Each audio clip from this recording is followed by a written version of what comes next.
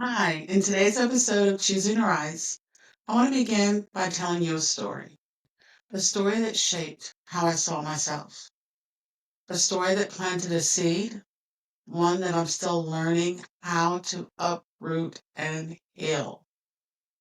You see, the messages we receive as children can stay with us for a lifetime.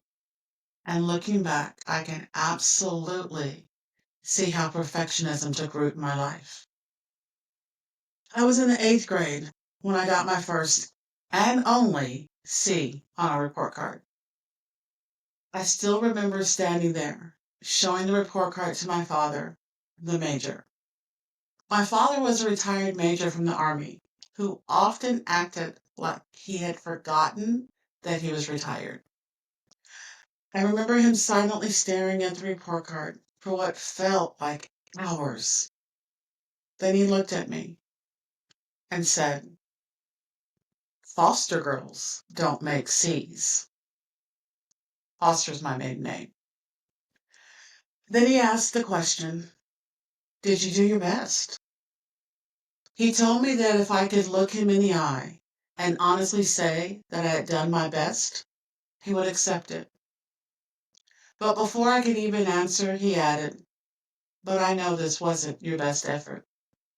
And the truth was, he was right. What I remember most wasn't his voice or even the look on his face. It was the way my chest tightened as my heart sank and the shame crept in. Not because he yelled or punished me, but because his words confirmed what I had feared, that I had let someone down, someone who believed in me. That night I stared at that report card, stared at the grade over and over again, like it had the final word on my identity. I told myself I would never let it happen again. Not just the grade, but the feeling. That sinking sensation of not measuring up. Looking back now, I know my father wasn't trying to tear me down. He believed in me. He saw potential in me that at the time I couldn't see in myself. I now know that what he was trying to say was this: "Carolyn, you owe it to yourself to always give your best effort in everything that you do." But what my young heart heard and internalized was something so very different. What I heard then was, anything less than perfect just isn't good enough. That message took root, not just in my schoolwork, but in how I saw myself. I learned to perform, to achieve, to stay in control, to be what others expected, always composed, always appropriate, a little like June Cleaver, fright counted a perfect strand of pearls. But under all that polish was pressure, fear, and a girl trying hard not to disappoint. Over time, that polish hardened into something heavier. Perfectionism became my armor, my way of shielding myself from disappointment and disapproval. At first, it felt strong. I believed it just did everything right. If I just did everything right, nothing could hurt me. If I stayed polished, prepared, and productive, maybe I wouldn't feel the sting of rejection or the ache of not being enough. But over time, that armor didn't make me stronger. It made me smaller. I couldn't breathe in it. I couldn't grow in it. And worst of all, I couldn't be fully seen in it. Because armor doesn't just keep harm out, it also keeps love, grace, and connection out too. It keeps us hidden, and it convinces us that we must earn our worth instead of receiving it freely. That's the thing about perfectionism. It keeps you moving, but never rising. Because rising requires vulnerability. Rising requires letting go of the lie that you have to be flawless to be loved. And before I could rise, I had to stand. Stand in the truth of who I was. Stand in the middle of the mess. Stand in faith that I was created for more than trying to perform my way to love. What I didn't realize for years was how perfectionism mutates if it goes unchecked. I wasn't fully aware of it. I thought it was just being ambitious, that I was being driven, detail-oriented. But beneath all that striving, fear had taken root. Fear of failing, fear of disappointing others, fear of proving that maybe, deep down, I wasn't enough after all. And sometimes fear of success. The fear that if I actually did rise, I'd have to keep rising. That people would expect more. That I'd be exposed, stretched, overwhelmed by the very thing I said I wanted.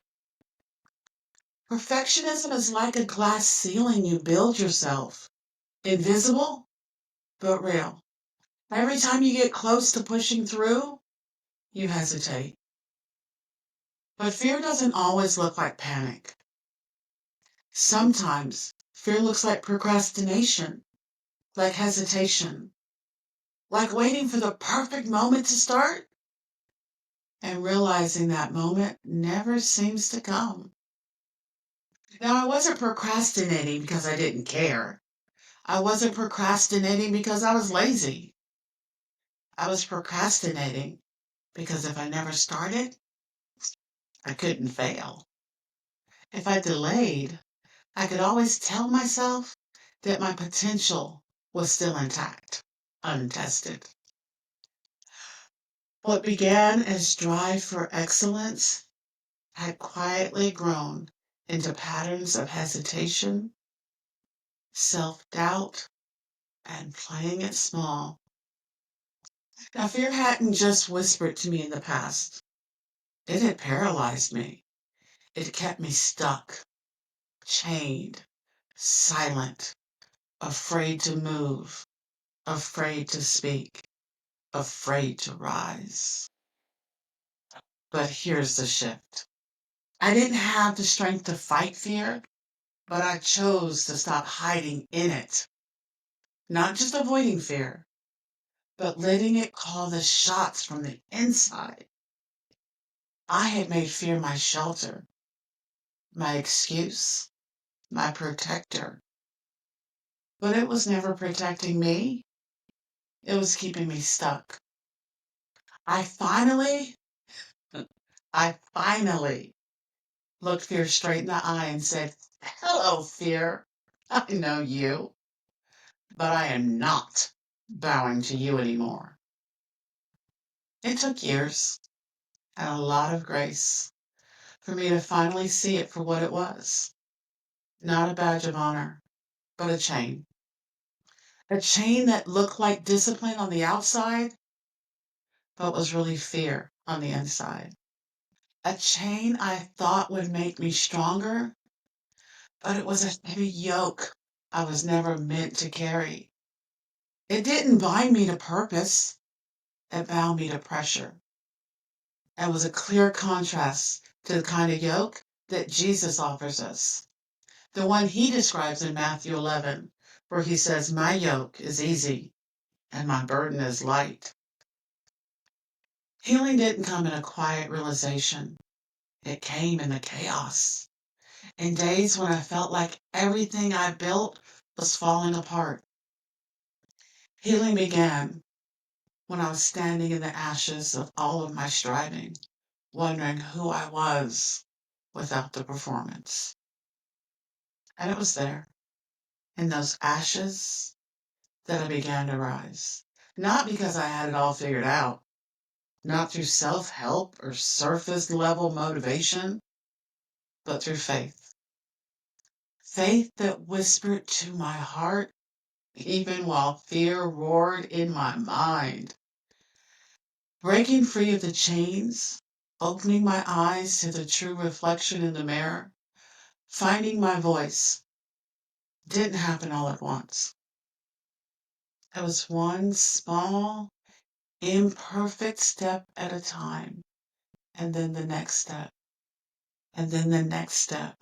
Steps toward grace, steps toward freedom, steps toward believing that I didn't have to be perfect to be enough.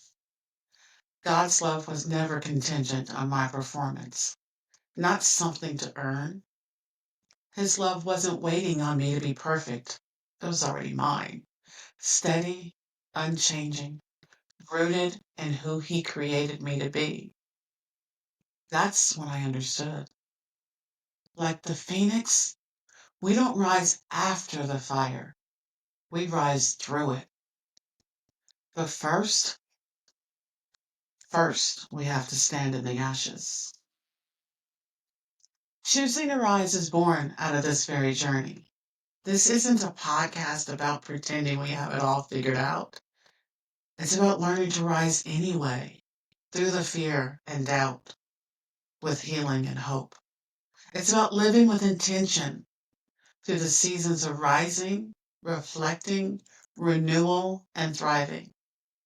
It's about choosing grace over shame, progress over perfection, becoming over achieving. What you'll find here are honest stories, grounded encouragement, and a space rooted in grace, truth, and growth. You won't find quick fixes. Instead, you'll find space to reflect, space to heal, space to rise as you are. It's about trusting that every small, courageous step matters, even if it's messy, and especially when it's hard. Before we close each episode, I'll leave you with what I call one good hello to give. Good hello was born from the idea that every meaningful moment, every intentional step forward begins with one simple, courageous hello. A hello to growth, a hello to grace, a hello to becoming who you were created to be. So at the end of every episode, I'll offer you one small, soul-centered step, one good hello you can give yourself or someone else, because both are steps that nurture growth in whatever season you're walking in.